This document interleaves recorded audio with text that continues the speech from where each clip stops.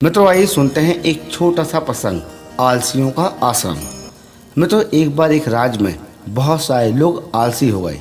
उन्होंने सारा काम धाम छोड़ दिया, यहाँ तक कि वे अपने लिए खाना बनाना भी छोड़ दिया और खाने के लिए दूसरे पर निर्भर रहने लगे।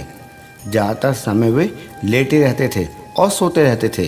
मित्रों खाने की समस्या का निराकरण करना जरूरी था, क्योंकि इन आलसियों को खिलाने में लोग आनाकानी करने लगे। एक दिन सभी आलसियों ने महाराज से मांग की कि सभी आलसियों के लिए एक आश्रम बनवाना चाहिए और उनके खाने की व्यवस्था करनी चाहिए।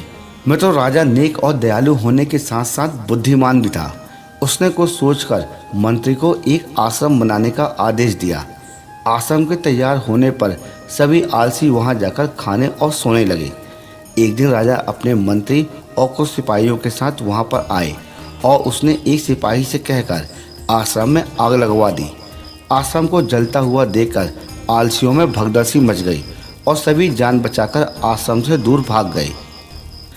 मित्रों जलते हुए आश्रम में दो आलसी अभी भी सोए हुए थे।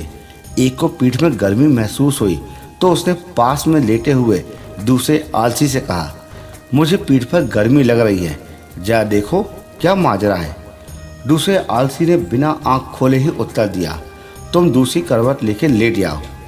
ये देखकर राजा ने अपने मंत्री से कहा, केवल ये दोनों ही सच्चे आलसी हैं, इन्हें भरपूर सोने और खाने को दिया जाए।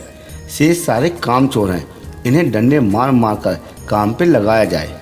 दोस्तों इस छोटी सी कहानी से हमें यह शिक्षा मिलती है कि कुछ लोग आलसी होते नहीं हैं, वो आलसी होने का नाटक करते हैं।